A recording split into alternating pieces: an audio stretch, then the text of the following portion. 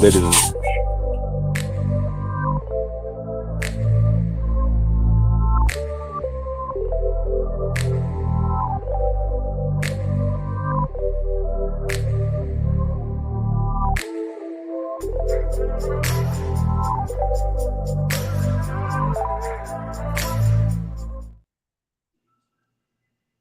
Ladies and gentlemen, chat is live, chat is lit. Yeah. Let's get into it. Let's get into Yeah. it. I got to It shout is out the boys above me. Thursday. It is Thursday. It's not the same afternoon dialogue, but it's something brand new. Culture Popping presents graphics and games, man. You know, do you pay or you just play? This is brand new, a brand new sector, but we're getting at the whole culture and nothing but the culture.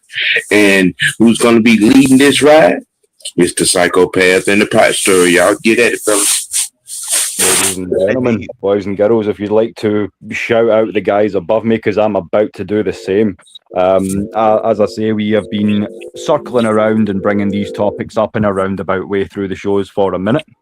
And I have been chatting in the back with the freshmen, so it was more than time to make this happen. So we're going to get into some pop culture, folks. Some games, some movies, all that good stuff. Throw it back a little bit for some of y'all OGs that are joining us. And while we're on the subject of OGs, ladies and gentlemen, at the top of the screen, we have from Mr. Watt Network, we have Mr. Watt himself, the people's OG. Thank you for joining us, Sam. Good to have you back with us as always. Yes, always. I'm glad to be a passenger on this particular ride. Hell yeah, man. We're glad to have you. And as I say, it's going to be a great talk tonight because, as the freshman will tell you, we're going to hand it down. Almighty Fresh, he has been chomping at the bit for me to kind of dust off the gaming chops a little bit. So I'd say it's time. How are you, my brother? Good. Definitely been past this time. Been ready to get this conversation started. It just so happened we finally found some conversation starters that really get that moving. So it's that time. Hell yeah. We're going to start things off. We'll try and keep it diplomatic, at least to begin with, but there are a few kind of elephants in the room that will need to be addressed tonight. And of course, we've got young Mr. Knight. How are you, Jaden? Thank you for joining us again. Good to have you on, and it's time to teach this young man some things. Good to have you. Penny. What's going on, people? So, ladies and gentlemen, I'm going to kick it back to my friend, the freshman. I would say he's more than earned the right to be a sophomore at this point, and he is just as guilty of throwing this into your purview as I am. So, freshman, how would you like to start, good sir? I just sent you a photo, OG. Do you have the Xbox photo up? You think you can pull that up? Hold on. Yeah, I'm on. So we're gonna be starting off this conversation tonight with Xbox and PlayStation moving forward with not having physical copies of games. You know, and honestly, it's been heading that direction for a while. I haven't bought a physical copy game in I don't know how long. Everything I've been getting has been digital and downloaded. And there are a few people that are upset about it. I kind of say, hey, either way, with whatever a company does with their product, whether you have the hard disk or not, if they want you to stop playing that game, they can stop you from playing it no matter what. Mm-hmm. And it's just like people are getting upset about that, and I had a couple people tell me, it's like, man, hey, that's a stupid way of looking at it. I'm just like, hey, nah, it's just you probably just need to get with the times, man. Stuff is moving forward. Yeah. I think digital is better. It's more convenient. You ain't got to worry about people asking for your shit or anything like that. You feel me? So I think digital. Yeah, I see that, but I mean, you can't argue that it also opens up a deeper ethical quandary, and I would pass it to the rest of the guys and see how y'all feel. But in terms of the ethics of it, where I really get off as someone who used to be a game collector is on the whole thing of ownership. Hey, Miss Maggie. Hey, Miss Maggie, good to have you on in the building. As I say, we're just trying something new out here tonight, getting into a little gaming talk. But yeah, I mean, you would really want to talk about the ethics of it all.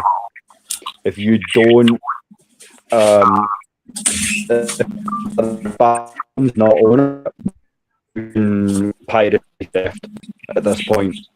And you can look at it in that sort of context. So I feel like a lot of the guys who want to go down that way, you're going to see them dusting off the PS3s and all that stuff. Like,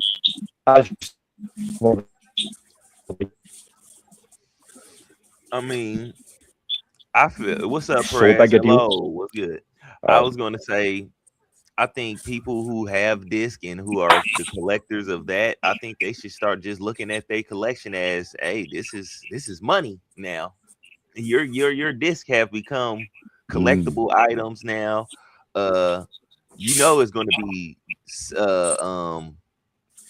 auctions for certain type of games, and if you just so happen to have the disc to it, hey man.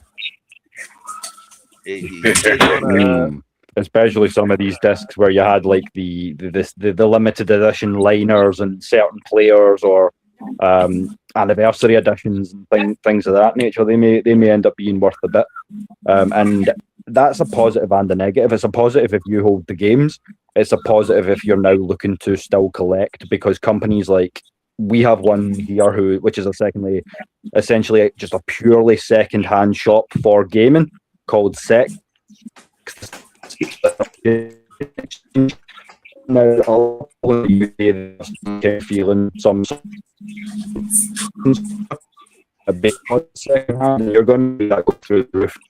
Not considered like the GOAT titles, as we'll get into a little bit later in the show, but just the prices of things pre PS2 is getting insane for the quality, you could argue, of the games that you're going to be playing there on.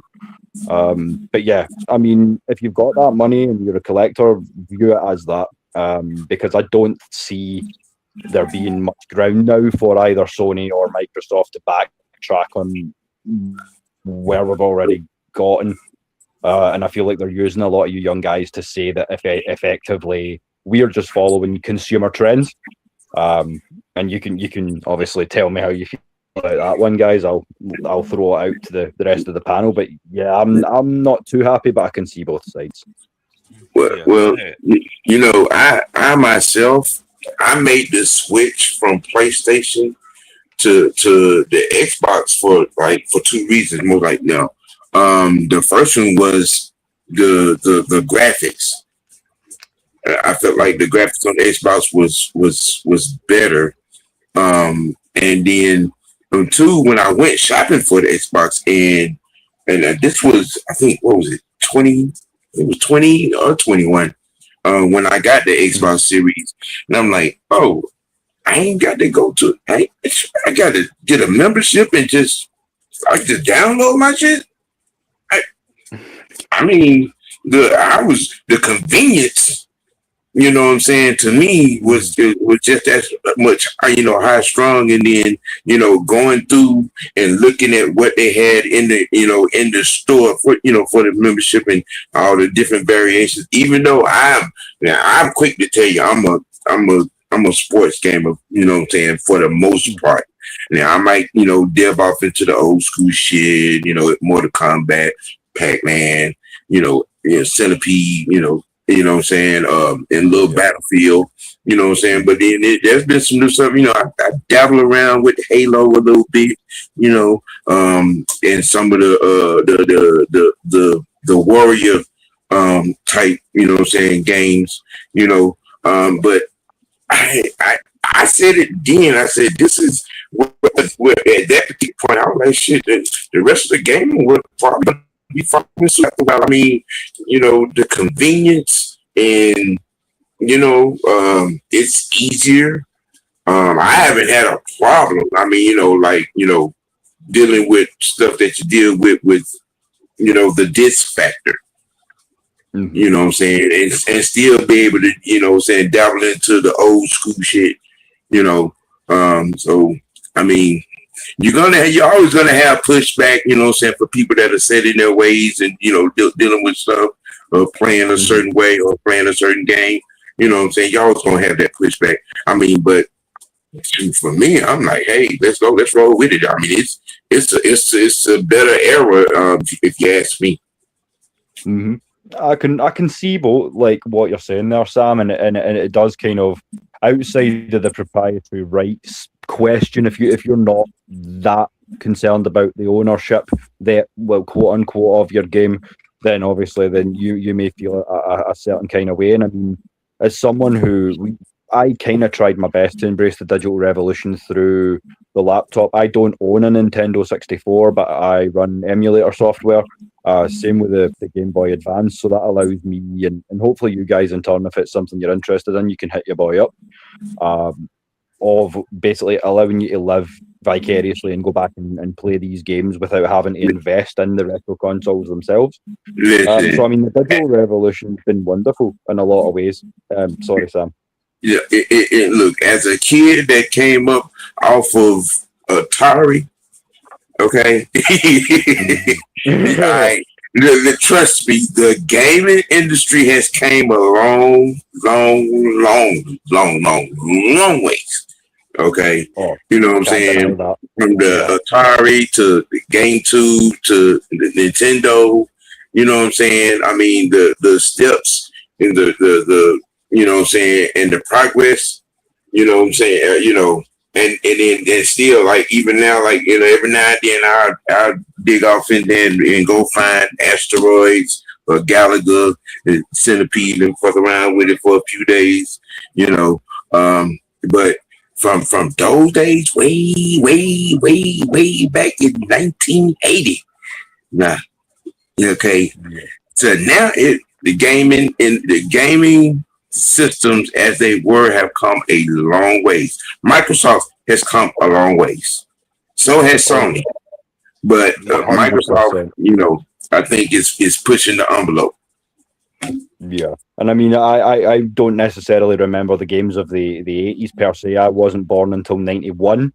But my first console would be the... That wasn't even an insult. No, believe it or not, ladies and gentlemen in the chat, I do love and respect this man, so I would like to continue to share the floor with him. But no, with that being said, for me, it's really boils down to just kind of where you came from, and where my first console was you guys would call it a Genesis. In the UK, it would be the Sega Mega Drive. Yep. But yeah, I mean, when you play Sonic then and you play Sonic now, you go, in a certain way, it's amazing to go back and play it. But then you play the two side by side and you go, damn, what have they done to my boy? But I mean, how are you feeling about it, young Mr. Knight? I know you're newer to the party than the rest of us. So what's your take on it all? I mean, as someone who's probably been digital for most of your gaming life. Yeah, well, I've been playing video games since I was in damn near 5th grade, bro. So I didn't play damn near. I didn't play in the damn near every Grand Theft game, every Madden game, 2K, damn near every sport game, each and damn thing. Mm-hmm. So that's the thing. We're going to get into some sports gaming tonight. That's one of the huge topics that's been coming out over the last few days. If you guys follow me on X, you'll have been able to see it. But the Electronic Arts is at it again, ladies and gentlemen. This is not so much a console issue, but again, it gets us back into the issues of proprietary rights and having your own game experience. Because when I game personally, I enjoy world building, team building, and creating my own wicked ends for things. And as you guys know, and Fresh, you can take over on this one. I don't know if you've tried College Football 27 yet, but I follow a lot of the EA creators, Bordeaux and guys like this, RBT.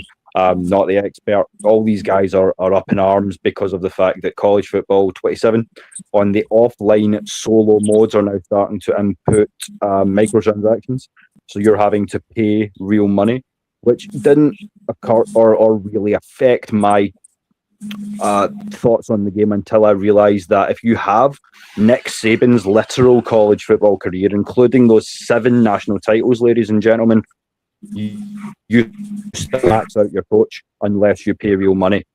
So with that being said, a lot of people are up in arms about this and not too happy, and I'm inclined to agree, because the replayability of that game is going to go downhill because a lot of us only really want to play Dynasty and Road to Glory.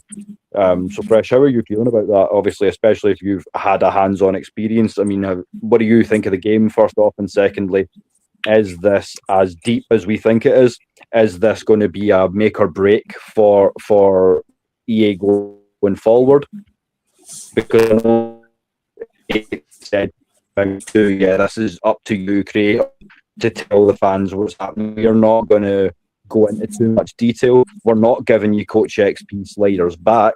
We're not going to rescind paywalls or anything of that nature. It's up to you guys to tell everyone this. So I feel like a lot of the EA content network are going to be looking differently at renewing for another season. So yeah, how do you feel about it? I haven't got a chance to play the college, but I have been watching people play it. Still, it's an EA product, and EA is known to get games wrong. Now, to get down to brass tactics, EA is basically turning college football into damn 2K with buying and being able to turn your player up and stuff like that. It's no real grinding in the game anymore. And me and my friend actually like said the same thing. Like, I made a post yesterday just saying, like, they're taking the grind away from really actually enjoying the game to being able to just pay to get good real quick. And that's basically what they're doing. And they're making money off of it. So they're selling you a game and then selling you even more stuff within a game, getting more money out. And this is like, bro, y'all charging so much money off of already to get the game, and you're putting microtransactions in the game to do what? Even though this is optional, why even have it in there? Yeah. And well, I can answer that. I can answer that. You know exactly what it is. I mean, because now they're when you are having to pay these college kids for their name, for their image, for their likeness. Okay, they're trying to get that money back on the back end inside the game. Yeah. Okay. You see, you usually didn't have to worry about the NILs until they became pros, you know, and putting that money out there in the NFL. You know what I'm saying? But now, which I mean, it's a twofold thing. Okay. With the NIL. I mean, you know what I'm saying? These kids deserve to get paid because these schools make billions of dollars off of them, you know what I'm saying, in every sport. All right. You know what I'm saying? Yeah. But with EA, you know what I'm saying, and see, that's the main reason why they dropped the NCAA back in 2014 that they stopped it? Yeah, 2013. Because you know, it was 2013 because you always get the year before. That game the year before. Yeah. It was 2014. I believe that. I think they kind of knew ahead of time. You know what I'm saying? But it was too much. They shot themselves in the foot. You know what I'm saying? When they dropped, when they discontinued the NCAA. I mean, because it was. I mean, you know, I know I wrote several. I know I wrote about 5 or 6 emails myself to EA Sports. You know, and they weren't very kind either. Because I was, you know, I was looking forward to, you know, building those college teams and then having those you know what I'm saying, those draft classes and being able to import them to Madden.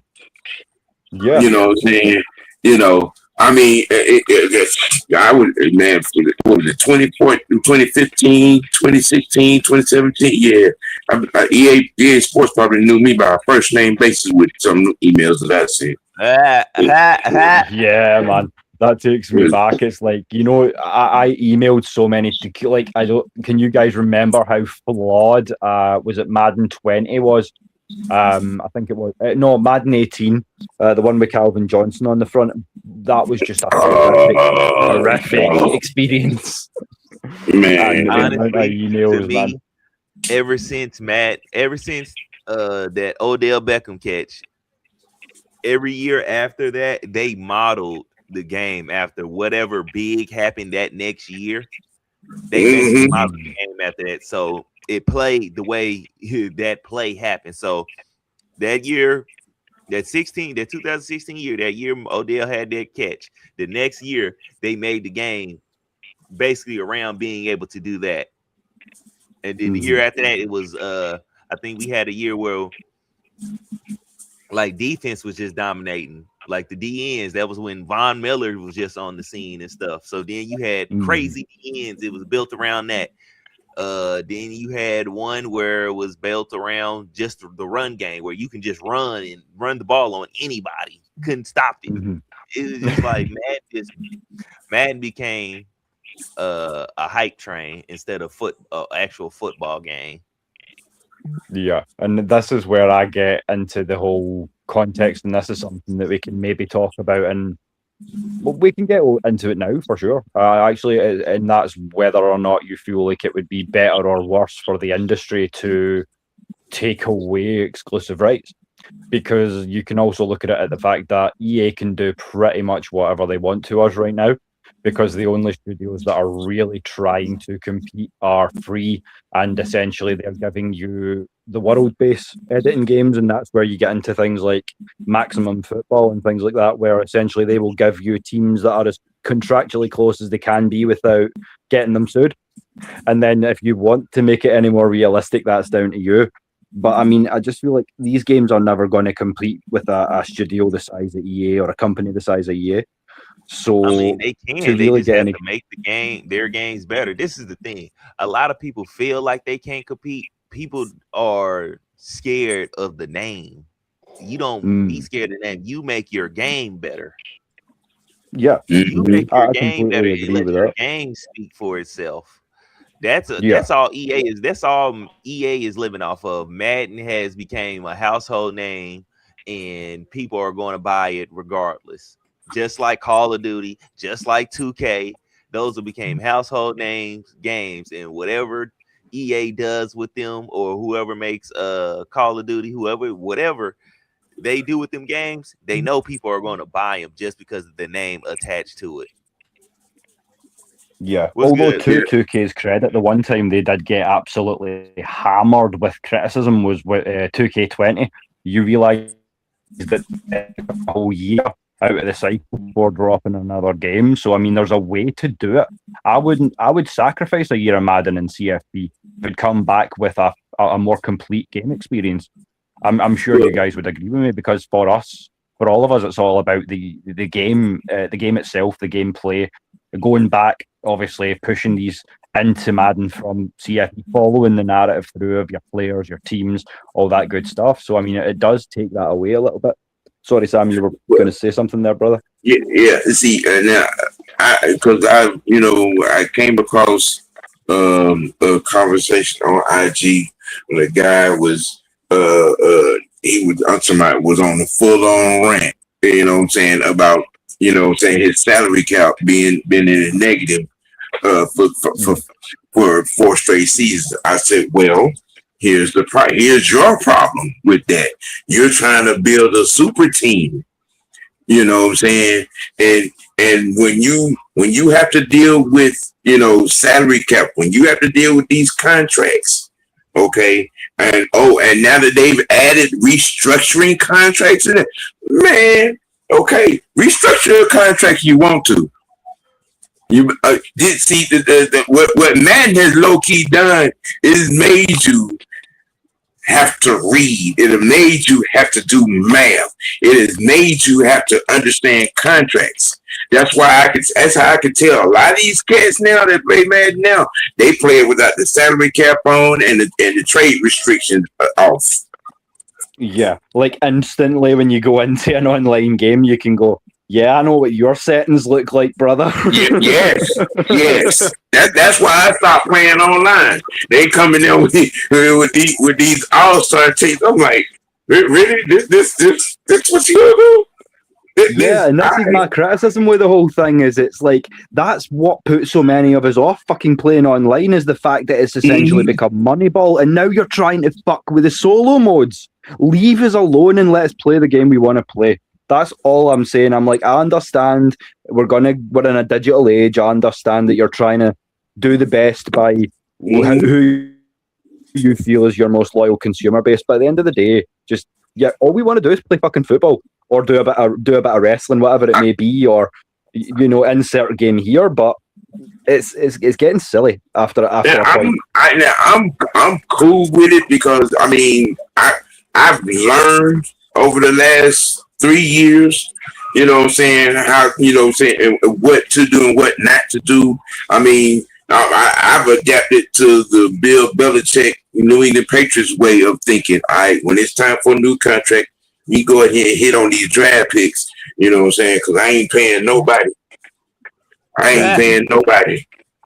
No, that's how I stay out the negative. You know what I'm saying? I mean, there's some of my I try to keep some of my players play. It may be 1 or 2 stars I may play, but to keep from dealing with that salary cap headache. Yeah, look, okay, you got 1 year left. Let me go on and throw you on the trade block. Yeah. You know what I'm saying? And it works.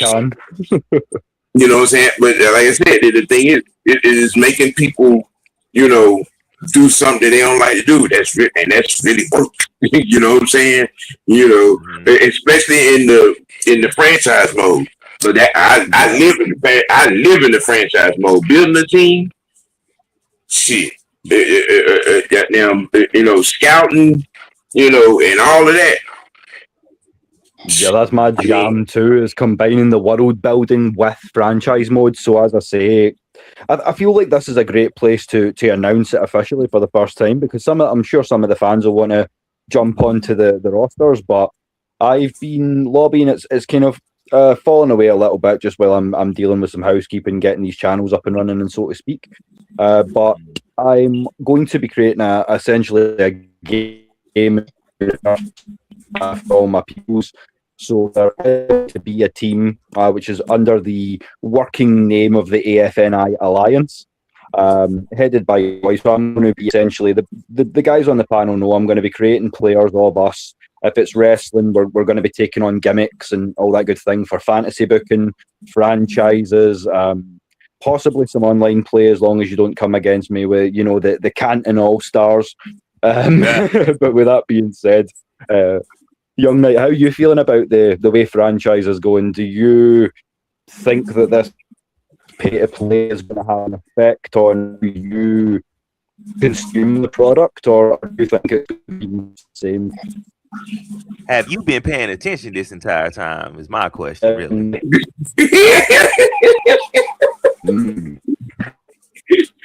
We got shooters caps on. Y'all better be taking some notes out here. I'm listening. Come on, Biscuit.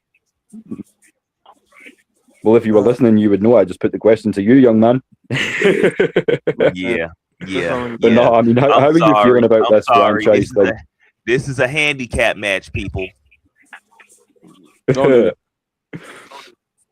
You know what? You go with your boys, and the one dude in here who should be your enemy is a Texas Longhorn. The one man in here who should be allowed to be your enemy has your back here, Jaden. Come on. Yeah, you're the only one. He was an Alabama fan. Oh my goodness! But that same problem that you are talking about with people doing the salary caps and playing like that, they do that same stuff in Call of Duty. Call of Duty has not been skill based no more whatsoever. It's about who can create this off the wall ass gun. And I've watched people play Call of Duty. It's like, bro, it's not none of this is none of our skills. It's just like you get a gun and then all the gun does all the work. It's nothing like how we used to play, where you had to really duck and dive and really have aim and stuff like that. It's nothing like that. Wow. No, 100%. It's like spawning into a PvP server. You're sitting there at level 1 and you're like, right, I'm going to go out and find a couple of people who are at my level. The minute you walk out, somebody snipes and you're just like, whoa, okay, morning. And a great point there by Vinny as well. He's telling us about how the kind of dynasty breaks down now. And a lot of that does sound great because it's more realistic that your bad recruits should count against you as a college football coach. I like all that, but I say it's just you have that end goal. You want the best team in the nation in every possible category. Achieve that without giving up some dollar. And I mean, the prices of these games as well, just to get the game in the first place, it's much more expensive and less cost effective than it was in days gone by. $60, $80, $100, and it's like, oh, so you like these 5 wrestlers? Ah, okay, $140. So you see how it mounts up, so when they're throwing in microtransactions to it, it's like, nah, I already paid all this shit, guys. What are you doing to me here? But no, I mean, cost and effect's a whole different category, and they got to recoup all that NIL money, as you say as well, Sam. Because I mean, we report NIL, and not just in the gaming industry, but the exposure that these guys are getting. They're millionaires by the time they even hit the league now. It's a crazy world we live. I mean, in a way, they kind of should be, because for one, I think with the NIL money and stuff, what they should have did was make them take financial classes with getting that money, and yes, thank you. Make that a stipulation to help them when they go to the league. Be able to handle getting a lot of money and stuff at a time. You know what I'm saying? Because every family is not grounded. Every family is not grounded. You know what I'm saying? I mean, so you're not going to necessarily have conducive situations to these guys getting these checks. You know what I'm saying? Especially if they come in the door, off the charts, high recruit, 5-star, already getting the superstar treatment, and then mess around and get, $8, $9, $10 million, on the NIL deal in their sophomore season, and then things go off the rails. Exactly. Yeah. I mean, it's shout out to the Lady Birds, and I was on there on Tuesday, and Karina mentioned something about we need to try and work on a balance here, because you see it go one of two ways. A lot of these guys can handle their money well, invest for life, all that good stuff, and you can see it a lot of cases that go the other way too. It's how well we are recruiting these young men to handle it, because I mean, that's a lot of money, a lot of position and pressure to put on a 17, 18-year-old kid. Sometimes they're recruited at 15, 16. I don't know about y'all, but looking back at 15, 16-year-old me, it's like you think you have the world at your feet, but you know nothing.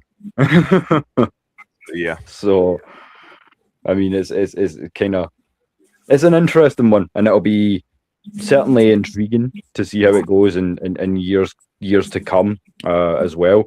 But I mean, we could sit here and rant all night about that. But we've also got some fun and some slightly more cheery topics to get into, because it's time to stroll down memory lane, ladies and gentlemen. So we were talking about some of the sports games that we came up with, but it's time to stick to some more of what we know and switch over to some wrestling now.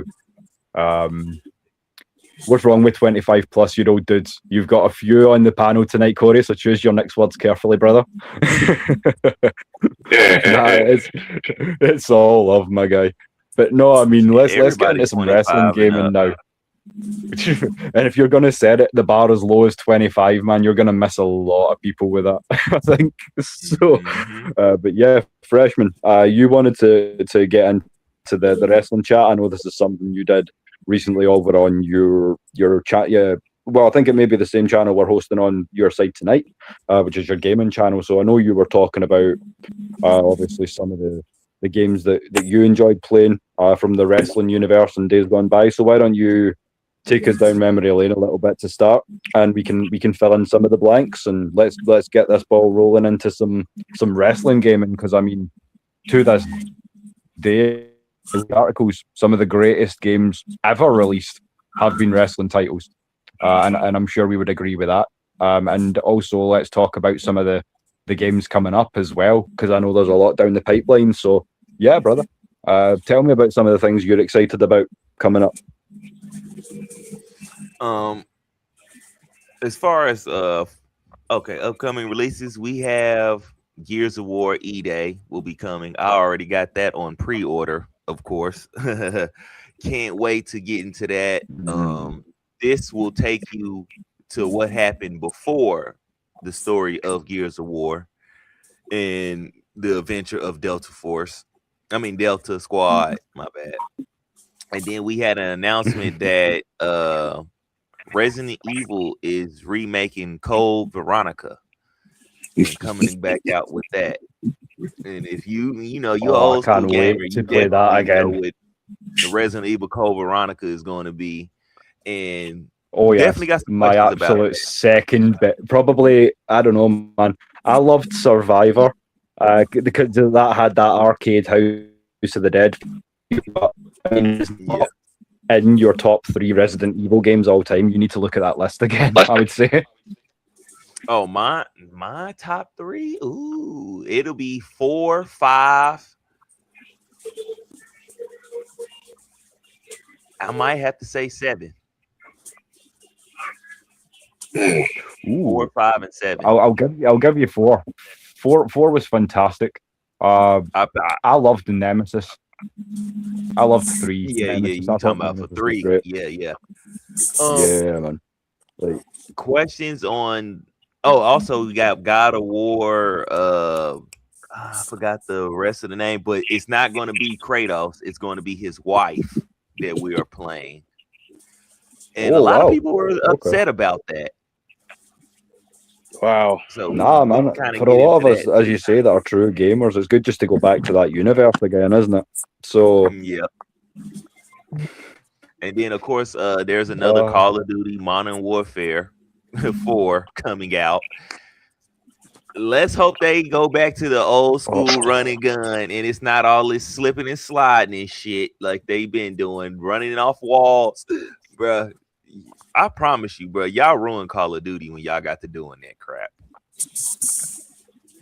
Yeah, it's like it's in the title, Modern Warfare. I have never seen someone run up, jetpack off a fucking wall, and is like, yeah, modern. What? Yeah, nobody asked for all that goofy ass extra stuff that y'all are putting into the game, bro. We was happy with the running and gunning. Just put the freaking update the guns, update the graphics. You know what I'm saying? Yeah, man. If we wanted to portal jump, we would be Destiny players, you know. So yeah, if I want to play all this futuristic shit, yeah, exactly. Just like you said, I go play Destiny, some other stuff like that. Like, come on, man. But actually, just know your audience. Vincent, I did a poll on that today on my Instagram and TikTok and stuff. It was which one would you have remastered? WWE, Here Comes the Pain. I mean, SmackDown, Here Comes the Pain, or SmackDown, Shut Your Mouth. Wow, side to side, that's tough. That's real tough. Now I went with Here Comes Your Pain. Here Comes the Pain, and that's the Brock Lesnar cover. Yeah, okay.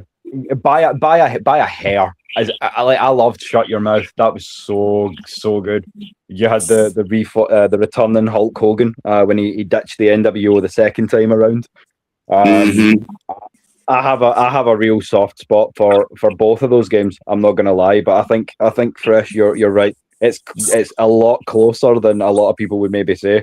But yeah, both of them are classic. If you want to be diplomatic, it's hard to. It really truly is hard to choose. But I think there's something about the mechanics, the speed of the gameplay, and here comes the pain, because you remember feeling like it was all a little faster. Here Comes the Pain was more modeled after Brock Lesnar. Remember when he first came in, he when people really started noticing Brock Lesnar, not when he first started wrestling and stuff like that. He was in the game a long time before then, but when he just got that real just do and he got on the cover of that, the game was more so modeled after him.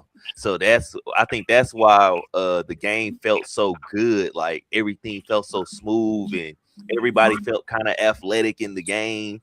And it was just like, because it was more so modeled off of him, how athletically freakish he was. So you had to build the game to bring him into it. Yeah, I guess so. I mean, when you break the mechanics as Brock Lesnar does, there's only certain athletes like that, and I mean he's fairly singular. But yeah, I mean, I don't know if it was on the same platform, but you would almost be you could almost say that you felt like it felt almost like stepping up a console, or at least stepping up into a new stage of graphic processor or mechanics system. But yeah, it was such a good game. Brock was in Shut Your Mouth. That's how you can tell it was a difference. Brock was in Shut Your Mouth. It was still good, but they didn't model the game around him. I think they modeled that around kind of like Triple H or around that time, because he's on the cover. He's the main guy on the cover. Then you have Brock on the side, and I think somebody else over there. Yeah, I think you're right. And at that time, I mean, you were still getting a lot of Xbox games that you had to compete with as well. They obviously all died away after Raw 2, but tell me Raw 2 wasn't a phenomenal game as well. I mean, there was competition back then. And obviously taking it back a few years to probably what I would say is the greatest generation of wrestling games, and that's your PlayStation versus N64 titles. So Warzone and things like that, and as you say, WrestleMania 2000 and all that good stuff. Or for if you were of the other side of the alliance, you also had what do you call it, World Tour, WCW NWO Revenge as well. So just phenomenal titles. And as I say, hit your boy up, because if you know the game on which No Mercy and those sort of games were based on, it was Virtual Pro Wrestling out of Japan. So I have the English ROM of that as well. So if you want to try some NJPW stuff sometime, that's how you can do that. But yeah, I mean, Virtual Pro Wrestling 2, I probably would say is one of my favorites all time. Just because of it created a new, something new to aspire to. And I love games that do that. Sorry, Fresh. A classic game that's on an old system that nobody might not bring up is ECW's Sega Dreamcast game. Yeah. That they you're talking Hardcore Evolution, because I don't think they got the sequel out on the Dream. Yeah. I played that again recently, and I mean, it was Warzone, but it wasn't, because obviously they added the new match types with the trash can being thrown into the ring, like the ones the fans could basically invade and throw you shit. There was so many little fun things that made that game not as clunky or not as grindy as Warzone felt. Because I mean, when you'd put in so much time into Warzone and you couldn't get past, like, for instance, Taker at tier 6, it was like, there are 10 tiers in this thing, I am so screwed. But I mean, it felt like the progression in that game was a lot more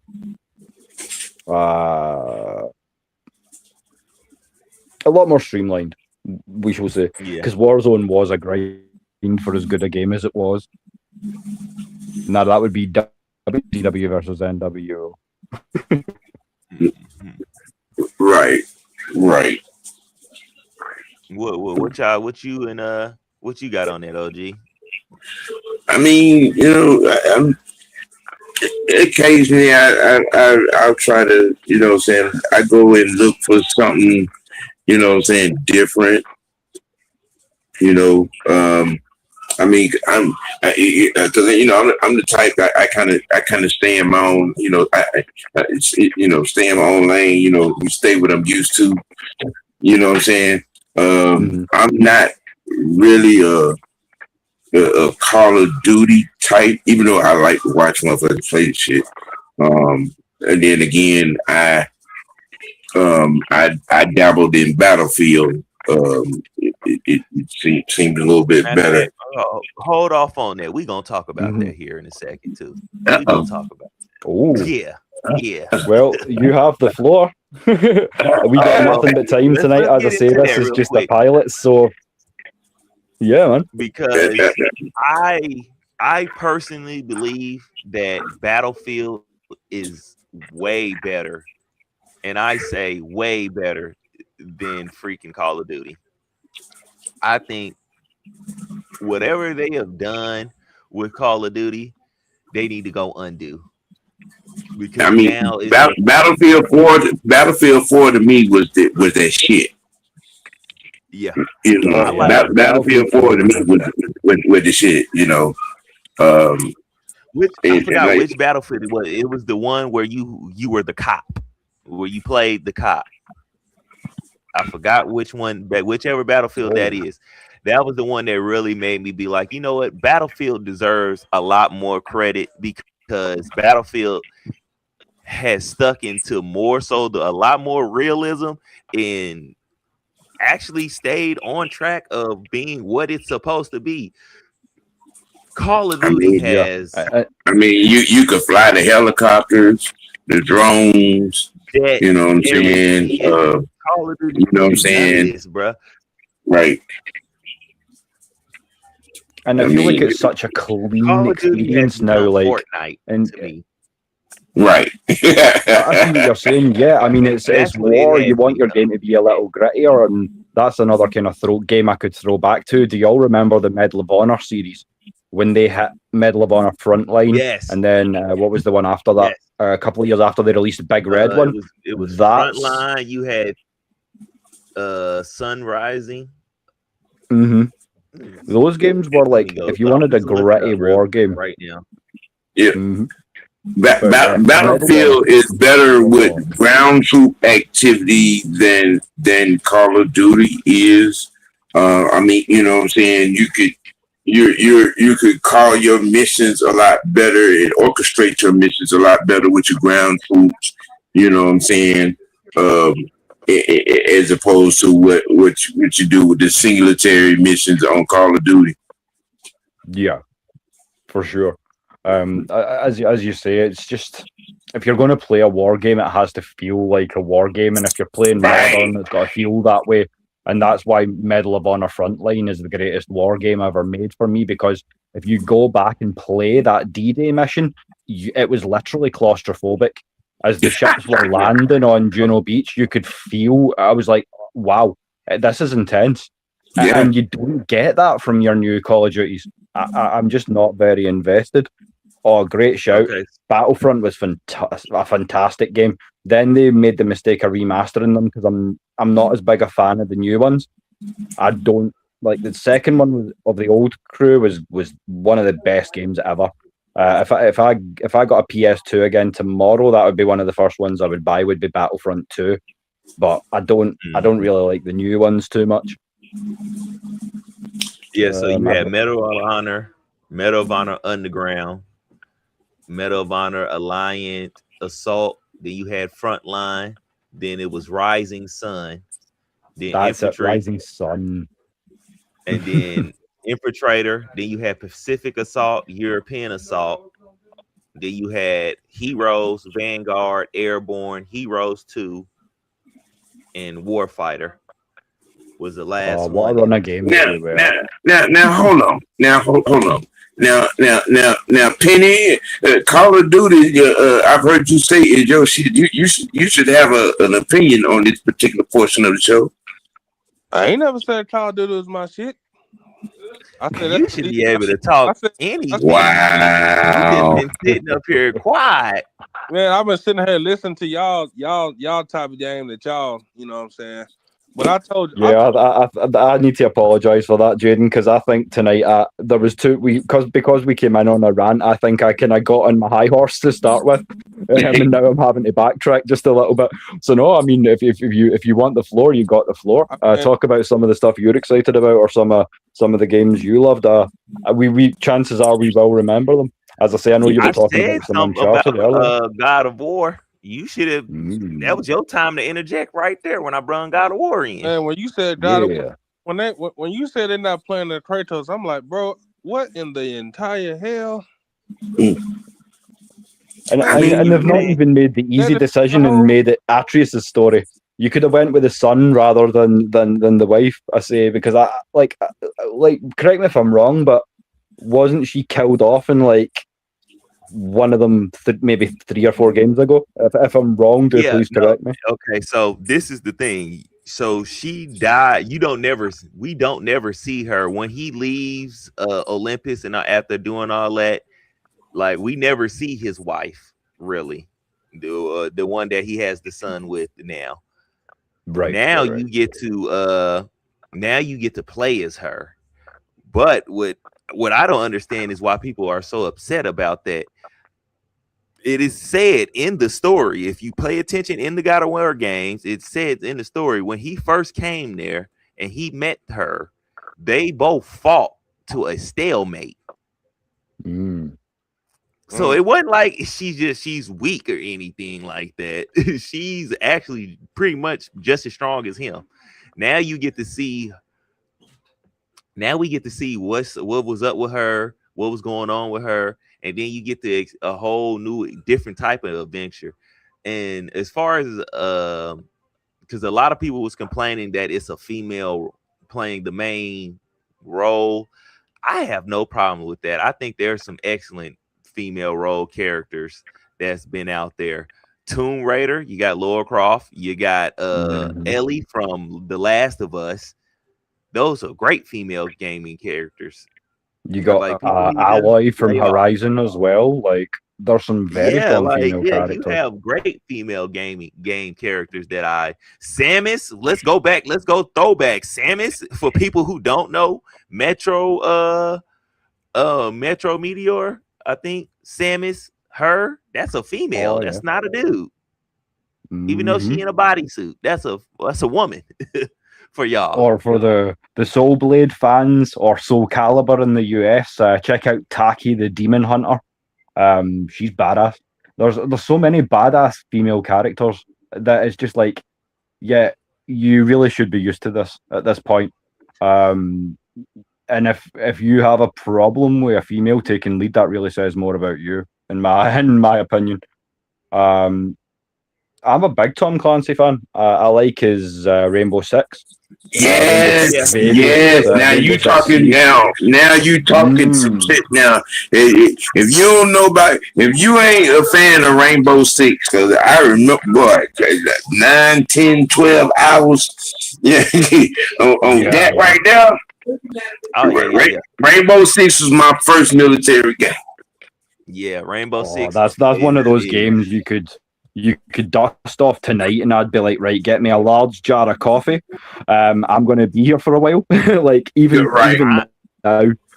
Honestly, if you want to keep it funky even more, all the time Clancy's games kind of hit good. His Rainbow games, his Ghost Recon games. Yeah. All those games. Those Ghost Recon games were good, man. Yeah, Ghost Recon. That second Ghost Recon hit pretty hard. Hit pretty hard. But the Rainbow Six, I would pay real money to go and get the first 2 Rainbow Sixes just to have a throwback night. Yeah, yeah, Rainbow that would Six be is- amazing, man. Count me in for that one if we're ever doing that. Yeah. Sounds. I- I want to open this one as well. This is a can of worms that Corey's saying is how he's kind of making the point of how many games is too many games. Well, it depends how much you love the world. It's like for me as I'm going to throw in a little bit of a different type of pop culture and go into a bit of literature for you. But you guys know I'm a massive fan of Tolkien.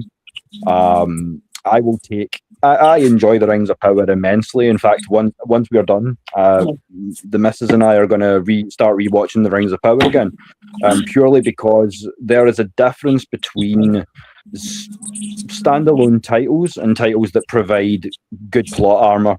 And if you love these series as much as you do, it takes you. I mean, you could talk about it in a TV context as well. Like for the Game of Thrones fans that don't like, I would ask you why, because it's plot. It's giving you more of a context into that world. It's taking you into another era, showing you essentially the events characters Thrones are speaking. So I mean, I'm not going to be one of these guys who's like, how many games is too many? If you want to spin it off in a new light, and it's a light that I don't like, I don't have to touch the game. But I appreciate that you're giving us the chance to go back into that world again. You know what I'm saying? 2 Towers. Now you're talking. Yeah. But although Return of the King was better. Yeah. And actually, I was just about to go into that. See, me, I'm all right with. It depends on what world you go in. I'm gonna take an example, like Fast and the Furious. All the crap they're doing in that. Yeah, you don't make too many movies of some stuff like that. That shit is super unbelievable. God of War, you can make a lot of different avenues and stories of that. Lord of the Rings, you can make a lot of different avenues and stories of that because the world is just so opened up. It's so many different possibilities and so many different things that you can explore that you might not got to explore in the movie. You can explore in the game. It might be some stuff that you didn't get to explore in the books that they might put in a game. You know what I'm saying? So as we saw with the whole Shadow of Mordor and what's the second one? Shadow of War. That's not I canon. actually need to go and finish those 2 games for the channel. I actually started Shadow of Mordor. I need to finish that and then go on to Shadow of War. But I honestly would love them to remake Lord of the Rings, The 2 Towers, and Return of the King. I would definitely love to play both of them again. Now, yeah, man, and I think something we need to get into together is they're talking about dropping an open world where it's going to be completely Shire and Mordor. So if there's an online experience, we need to get on that, boys. I will meet y'all under the sign of the Prancing Pony.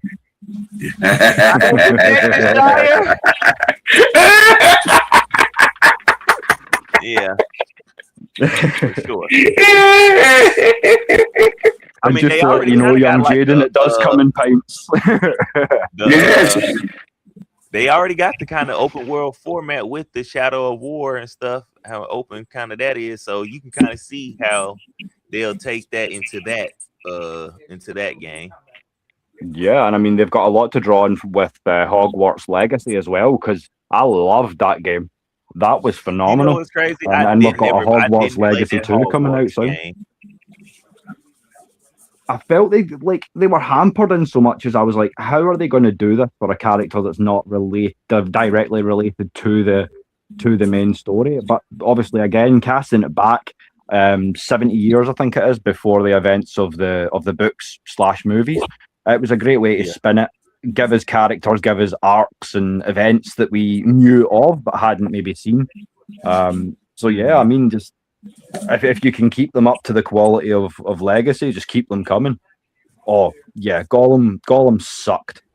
There's no finer way to put it.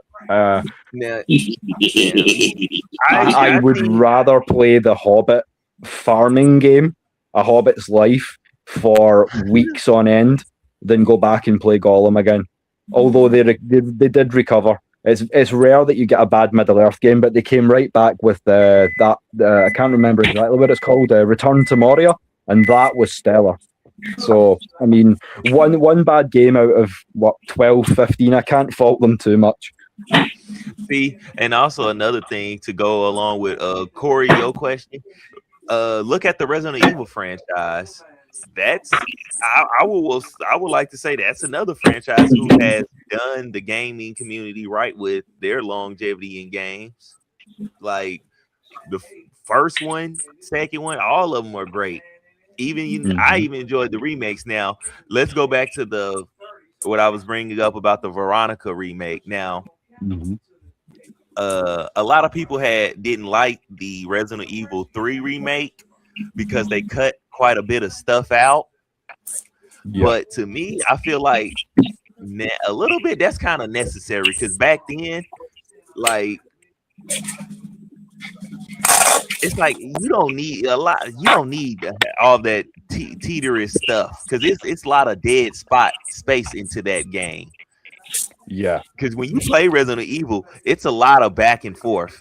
It's a lot of going back to one place, one area, going all the way to another area, then coming all the way back to this area, then going all the way back to this area.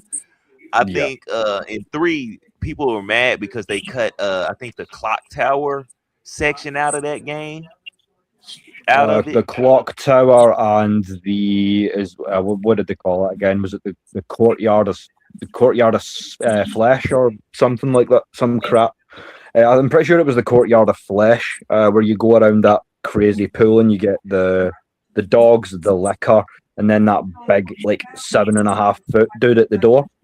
They cut that out, and I thought I think so. I mean, there was a good it was a good chunk. I know they did cut out of it, and people were upset about it. But the part they cut out was the part where you just doing a lot of running around anyway, which I'm not mad at. So this time, because in Veronica has a lot of that. Has a lot of you doing a bunch of running back and forth. So I wonder how much of that they're going to cut out and bring back in and redo. Yeah.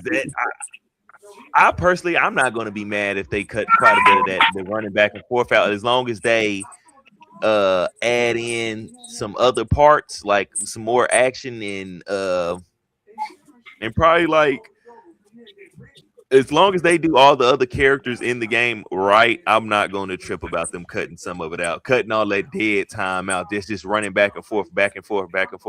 Keep it to the main story, because Resident Evil has been built off of doing side quests that's built into the main story somewhat, but some of that stuff be unnecessary.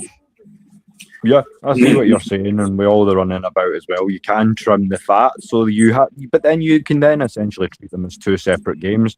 If you want to go back and play the original and if you want to take what we call it, a director's cut, you have that option, or if you want the streamlined version with a slightly prettier graphics and maybe a few more bells and whistles tied on, then you can go down that route. And I think that's kind of to bring it all back round to the kind of case in point to the episode and the title. It kind of, with everything being said, it gives you the option both ways. We can stick with the digital games that are coming out, and a lot of us will want to, because we've gamed for so long and we've been digital for so long, that it's not going to be as jarring a transition as it would have been otherwise. But you have the option now. I mean, you can still at the moment go into a second-hand shop or go online, get yourself a PS2, a PS3, a Sega Genesis, or you can emulate them on the PC as well, as I said earlier on. So I mean, there are a million different options. So with all that being said, I think diplomatically, how you feel about how certain companies do things is a little bit inconsequential, because I feel like, generally speaking, it's never been as good a time to be a gamer, as you say, Sam, as it is right now, because you look back at even a PS1, a Genesis, let's go back, an Amstrad, an Atari, a Spectrum, and then you look at the games now, it's night and day. Like, going back to our days and playing them for the first time, it would be completely jarring But now that we can see them side by side and take these games for what it is, it's a special time to be a gamer, and I'm sure y'all guys would agree with me there. Oh Yeah. of course. Oh yeah, for sure. So I mean, I think that's pretty much got what I wanted to cover, as I say, and it's been great going down memory lane with you guys. So what I'll do for the last sort of 15-20 minutes or whatever of the show is just, if you guys have any more questions, comments in the chat, keep them coming. And boys, if you've got anything else you want to kind of throw into the mix, and as I say, it's just piloting, trying a few things out, as I say, tonight. So it's very much open season. So if you guys have anything you want to get into, let's get it. Yeah. I figured we could tease the conversation about NASCAR, anything Moto X Games. Let's see, what was that other race? What was that other racing? Hey, what was that? Midnight Club. No. Oh man. I'm not talking about them. I Need for Speed, Midnight Club. No, not them. What was the cross country racing game? Damn it! Oh man, right on the tip of my tongue. The ATVs and stuff like that. Yeah. Oh, I can't remember the name of it. Horizon. Maybe. Damn. Because you're that whole. What part are you talking about on Resident Evil 7? Because I ain't got past that part easily. Are you talking about sneaking and getting under that floor? Or like what part exactly are you talking about? Because I could tell you had to get past that easily. Like Vincent's throwing us down some side streets here because he was mentioning some horror games. That's a couple I'll need to try. I need to try Dead by Daylight. I need to try The Back Room. Gran Turismo. Gran Turismo. Yeah, that is a fantastic game. There you go. I remember that. Actually, that's the first game I ever played on a PS1. It was the original 1996 Gran Turismo. And what a game. I think correct me if I'm wrong, but that's to this day the highest selling PlayStation 1 title of all time. I'm pretty sure it is. It beats out Final Fantasy 7 to second place. And I mean, it's a pretty if you're beating out Final Fantasy 7, and that's a whole nother thing that we can open up. We can maybe just we would need a full episode just to talk Final Fantasy. But I mean, 7 for me is unquestionably the GOAT. And if you're beating that out, then you got to have a pretty special game. So I mean, all praises to Gran Turismo. The second one not so much, but certainly that first one was a special game, man. Yeah. Now, and you said in the house. If you get the key to go up under the floor, go in that back room past that refrigerator and hide behind like that little desk area until he goes back out, and then go up under the floor. And that'll let you go up out of it. That'll let you get past that to get to the laundry room. I think we may have unlocked a little side quest here for ourselves, Fresh, a wee side hustle. If you need gaming tips for certain points in these games, hit up your boys. I mean, if you go to my gaming page, shoot, I beat the game. It's up there. Just go watch. Hey, you got a live cheat code, right? Like, share, and subscribe. Yeah, just go watch it. I promise you. I get past a lot of that stuff. To me, playing Resident Evil games is gonna always be a staple of mine because I love like any game like Resident Evil, Batman, any game that make you use your brain. I love it. Yeah, man. That's why I love a lot of real-time strategies. I'm a PC gamer, so you know what we need to do? We need it all download. Download Uno. So, I mean, I can take you down some. Oh, of course. Did that man say download Uno? Really into the. Yeah, get Uno and Monopoly, and we can play it live. Ooh, Now you're talking. Wow. That might be fun, actually. Yeah, I mean, guys, as I say, we're just trying a few things out. So if you want to jump on, yeah, let's make a little community. If there's games you want to see us try, because I know there's some that operate through sandboxes, and we could even just do it through a web tab. But I mean, yeah, let's do that. If there's games you want us to specifically play out for you guys, let us know. I mean, this is what we wanted to do is just kind of unstagnate ourselves from all the sports world. You know, we love our sports. Mm-hmm. This point is it's not under question. But this is just a little side. Well, not even a hustle for us because we have our feet up at this point. Just chatting, strolling down memory lane. So if you want us to do it in real time on the consoles, let us know. That would definitely be something fun to look at. But yeah, I mean, until next time, I mean, there's a lot of stuff to keep these guys going, and a lot of big news in the world of gaming. So if you want to keep this going, you can obviously find us on the socials and on the usual mediums. So I will pass it around to the guys again one last time and just let everyone know where you can find us. As it was, we ain't even talking about Gallagher, so you know we got plenty of games to talk about. Yeah, man. We gonna open this Pandora's box up again real soon. Oh yeah, we're gonna talk about Gallagher, Miss Pac-Man, Mr. Pac-Man. Yeah. It's gonna go down. We even scratched the surface of wrestling games because we haven't went back as far as stuff like WrestleMania, the video game, and things like that. So I mean, you want to talk gaming, we can talk gaming. We barely scratched the surface. And I was gonna bring up Gamecube's wrestling Day of Reckoning.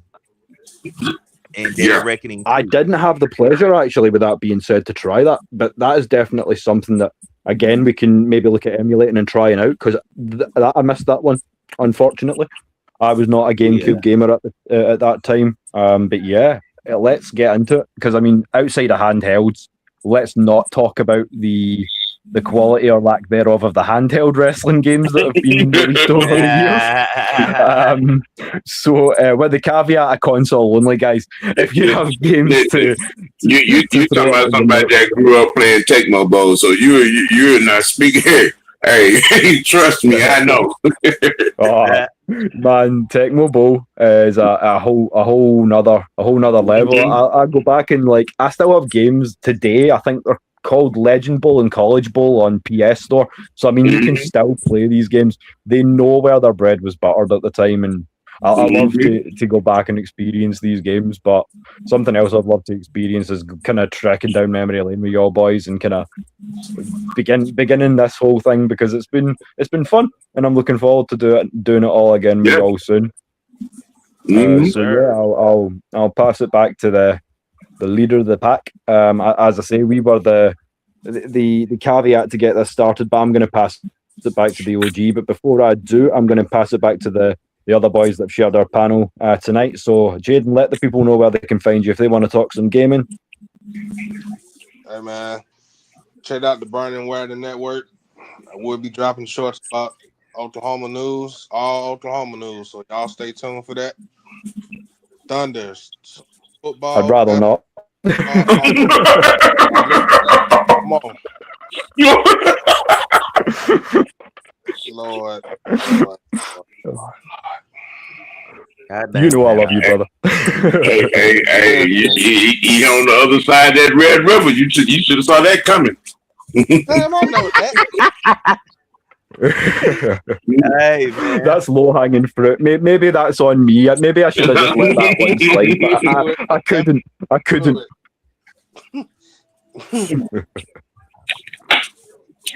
I appreciate my brother. My brother from across the Red River, as always, jumping on and sharing time with us. It's all love over here, brother. It's all love over here. You know it, brother. You know it. And as I say, you want to jump on here and talk gaming with us again, you'd be welcome at any way, shape, or form. So you know that the link's going to keep coming. Mr. Freshman, let them know where they can find you if they haven't already. I mean, if you're looking from my channel, Almighty_Fresh GGs, that's my gaming page. Whenever when we have these conversations, it will be over here for me. It will be over here on my gaming page. These conversations are for my gaming, for me personally. Just let you know.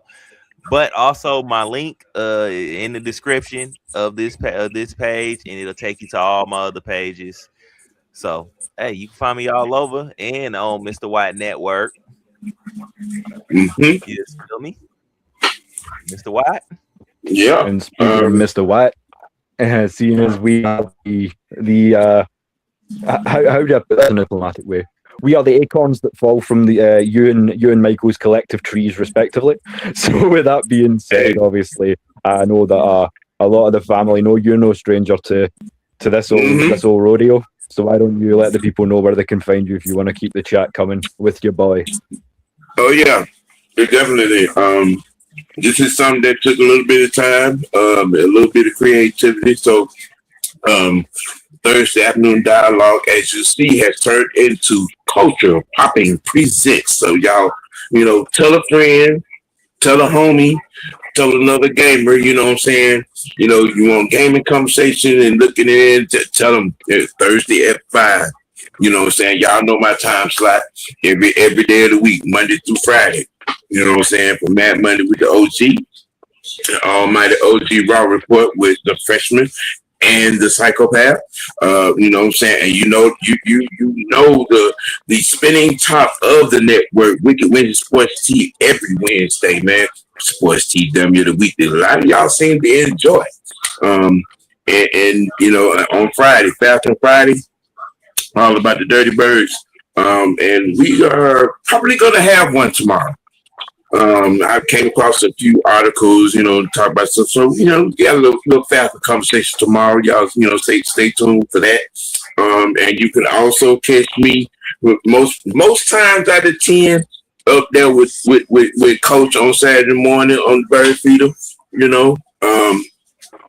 then if it's anything special, anything different, anything that really gets my goat, you might get some Mr. White with Network Sports Talk, or you might get a episode of Sports Tea Dummy of the Week series and find it because I done found a special dummy. You know what I'm saying? So, Mr. White Network, and most parts of my crew, you know what I'm saying? The vice president, you will see him as well. You got the madam, doing the baseball thing. She's always at the truest covering the Braves, and she comes in and gives her lovely exhortation on Raheem Morris. So I mean, this network, we're coming together with some things, man. And this is one of them brand new. You know what I'm saying? The first episode is in. You know what I'm saying? Y'all drop a comment, on everybody's channel. Let us know, how you feel about Culture Popping Presents, coming from this crew. And we will be hopefully, we're definitely going to be back next week. But there might be some time off for this network. You know what I'm saying? Life is lifing. Sometimes you have to, pay bills and you can't pay them when you want to pay them. So, but I will let you all, know what it is with the, how I drop the programming alerts, you know what I'm saying? Yeah, so, well, as I say, just keep in touch, and we'll do the same. As I say, it's not just Mr. White; it's the Mr. White Network. So if the man needs to take a step back, then your boys will hold down the side. So it's a pleasure to share the panel with you guys as always. As the man up top says, let your next choice be your best choice, or if you can't be fast about it, you're going to end up last. Yeah. So until next week, ladies and gentlemen, from the pot star, from Mr. White, from young Jaden across the Red River, and from myself, the Scottish psychopath, love, peace, and prosperity as always. And we will catch you on the next one. Yeah, go. Hey.